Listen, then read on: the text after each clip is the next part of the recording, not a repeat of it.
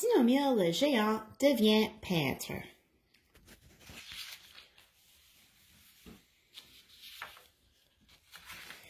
Dinomir a une nouvelle passion. Il est devenu artiste. Il peint des tableaux. Il peint même très bien. Le plus souvent, ces tableaux lui ressemblent parce qu'il se peint lui-même. Il se peint en médecin, en policier, en cosmonaute sur la Lune, en cow-boy ou en chauffeur. Comment fait-il pour se peindre lui-même? Est-ce qu'il se regarde dans une glace? Quand il ne se peint pas lui-même, il peint Dina, la dame géante. Le petit garçon peint aussi. Il peint Dinomir avec un petit oiseau. Beaucoup de gens viennent voir les peintures de Dinomir et les regarder peintes. Dinomir explique à ses amis comment on peint. Il leur donne des pinceaux, de la peinture et du papier. Il montre aux enfants comment mélanger les couleurs, puis il les laisse peindre librement. Un petit garçon vient voir Dinomir avec sa sœur. Ils veulent peindre. De plus en plus d'enfants viennent chez Dinomir. Ils ont envie de peindre. Les enfants peignent tout ce qu'ils voient. Une petite fille peint un monstre avec des grandes dents. On se croirait dans une exposition. Ça devient un vrai foire. Il y a trop d'enfants qui font de la peinture. Ils prennent trop de papier et de couleurs. Il n'y a plus de place pour peindre. Et il va y avoir de la peinture par terre.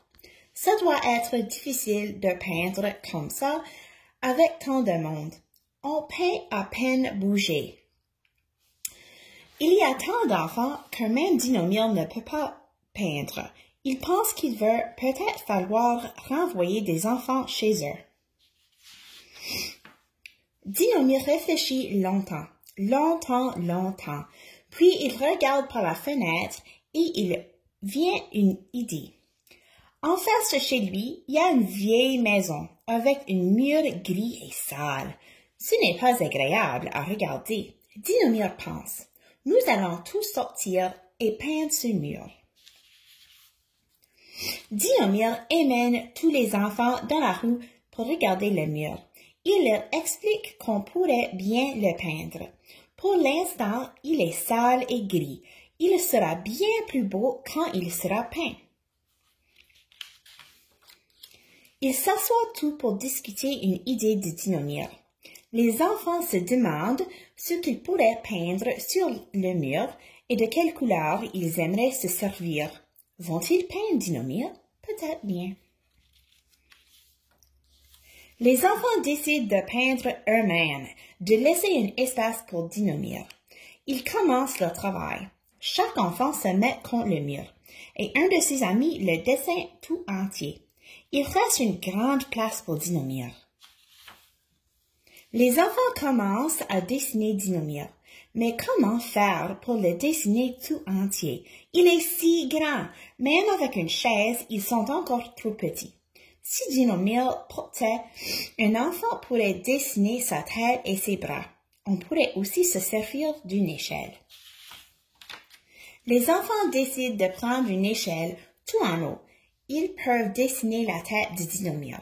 Le petit garçon tient bien l'échelle pour qu'elle ne bouge pas. Dinomir se peint avec un chapeau sur la tête. Les enfants peignent des arbres, des oiseaux, des nuages et le soleil.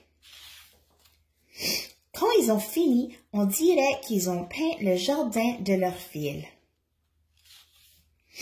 Tout le monde vient voir. Les gens disent « Regardez, autrefois il y avait ici un mur gris et sale.